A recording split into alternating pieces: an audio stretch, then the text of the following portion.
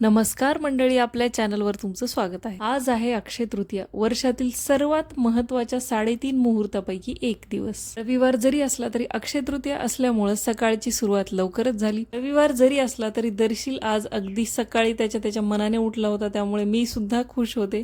आम्ही दोघांनी मिळून मस्त चहा आणि खारीची पार्टी केली आणि मी कामाला लागले। बेडशीट बदलले, सगळीकडची धूळ पुसून घेतली, काच साफ करून घेतले, मनी प्लांटचं पाणी बदललं, झाडांना पाणी दिलं, मेन दरवाजा अगदी स्वच्छ लकलकीत पुसून घेतला।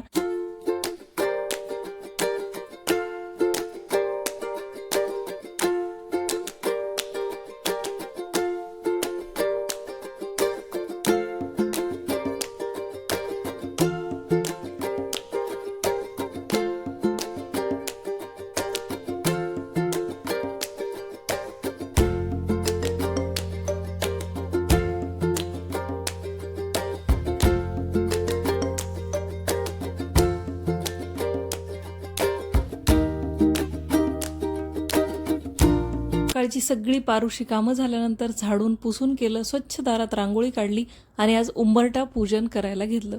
एरवी काय मला नेहमी जमत नाही, पण मोठे सणवार ज्या दिवशी असतील अशा महत्त्वाच्या दिवशी मी नेहमी उंबरठा पूजन करते आणि हे केल्यावर खरंच मनाला खूप प्रसन्न वाटतं। हळद, थोडंसं चंदन, गोमूत्र, गुलाबजल असं सगळं घालून उंबऱ्याला मस्त हळदीचं लेपन केलं आणि ते थोडंसं वाळल्यानंतर त्याच्यावर रांगोळी काढली। उंबऱ्याच्या आजूबाजूला रांगोळी काढली, स्वस्तिक, पावलं काढली, छान फुलांनी उंबरा सजवला सुद्धा, धूप दाखवला। मस्त असं उंबऱ्याचं पूजन झाल्यानंतर मी घरात आधी देवपूजा करायला आले। देवांचं सुद्धा मंदिर साफ केलं। देव कालच मी उजळवून ठेवले होते, त्यामुळे ते काही उजळवायची गरज नव्हती, त्यामुळे पटापट माझी देवपूजा आवरली आणि मी पुढच्या कामाला लागले।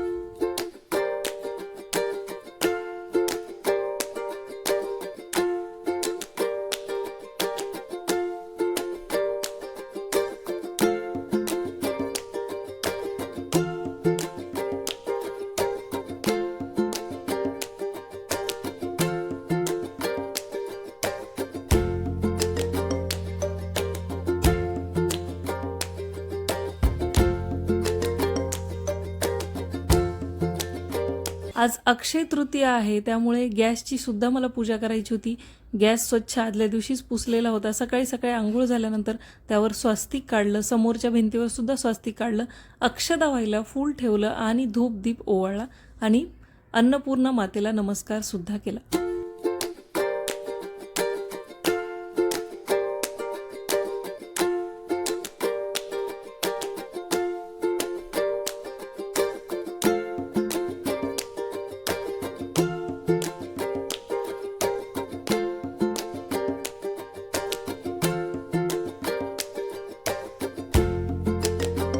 आज अक्षय तृतीया आहे आणि माझं मंगल कलशातलं नारळ खराब झालं होतं, त्यामुळे तांब्या स्वच्छ धुवून मंगल कलशात नवीन नारळसुद्धा ठेवायचं होतं।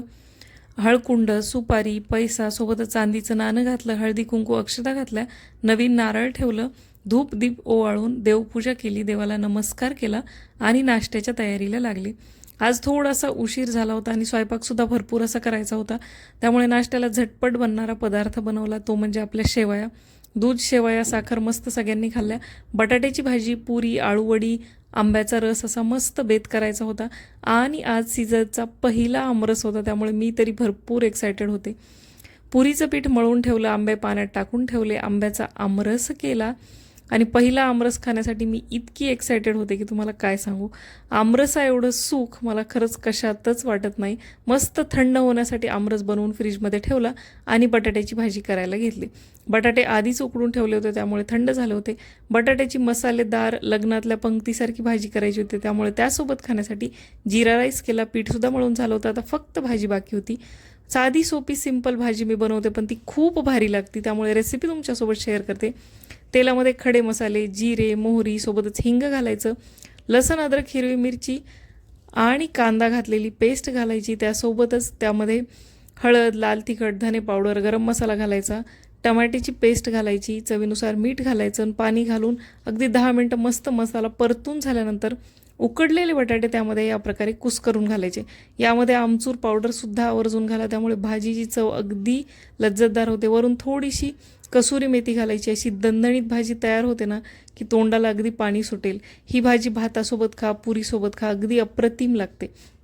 आणि आपल्याला जेवढी हवी आहे ना त्याच्यानुसार पाण्याची कन्सिस्टन्सी कमी जास्त करायची. पुऱ्याचं पीठ मस्त मळून ठेवलं होतं, फुगून तयार झालं होतं. अशा टम्म फुगलेल्या छान छान पुऱ्या माझ्या बनत होत्या, तुम्ही बघू शकता. मस्त ज्या पुऱ्या बनवून तयार आहेत. आता राहिली होती आळूवडी. आळूवडी मी पानं फोल्ड करून न करता पानं कापून करते, अगदी बारीक चिरून घ्यायची आणि मस्त अशी आळूवडी बनतात. तुम्हाला जर ही आळूवडीची पद्धत माहीत नसेल ना तर मला कमेंट्स करून सांगा, मी तुमच्यासोबत ती नक्कीच शेअर करेल. आळूवडी स्टीम करून घेतली, सोबतच पुऱ्या तळलेल्या कढईमध्येच ती तळूनसुद्धा घेतली. मस्त अशा कुरकुरीत आळूवड्या तयार होत्या. सगळ्यात पहिल्यांदा देवाचं पान वाढलं नैवेद्याचं आणि देवाला नैवेद्य दाखवला. पुरी, बटाट्याची भाजी, आमरस, जिरा राईस, कुरडई, पापड आणि आळूवडी असा मस्त बेत आज तयार झाला होता. आणि बऱ्यापैकी लवकर माझं आवरूनसुद्धा झालं होतं. मस्त असं माझ्यासाठी सुद्धा ताट वाढून घेतलं. असं भरगतचं आमरसाचं ताट मी वर्षभर ज्याची वाट बघते तो दिवस आज आला होता. त्यामुळे मस्त यावर ताव मारणार होते. हे ताट जितकं सुंदर दिसत होतं ना तितकाच आजूबाजूला भयानक असा माझ्या ओट्यावर पसारासुद्धा पडला होता, तुम्ही बघू शकता. सकाळपासून सगळं काम आवरण्याच्या नादात, नाश्ता केल्यापासून ते स्वयंपाक होईपर्यंत असा पसारा पडला होता ना की काय सांगू.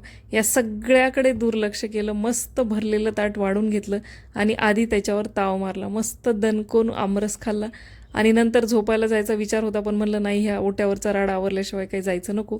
त्यामुळे सगळी भांडी घासली, ओटा साफ करून घेतला, सगळा पसारा जागची जाग्यावर ठेवला. तो जर मी केला नसता तर मला निवांत झोप किंवा आराम काही घडला नसता. कारण असं वाटत राहतं आपण बसले की आपलं काम राहिले. त्यामुळे हे सगळं केलं आणि हे सगळं करायला मला 4 वाजले. 4 वाजता नंतर मस्त थोडासा आराम केला. संध्याकाळी मंदिरात सुद्धा जाऊन आले, अक्षय तृतीया होती त्यामुळे. आणि असा छान आजचा दिवस घालवला. तुमची अक्षय तृतीया कशी झाली मला कमेंट्स करून नक्की सांगा.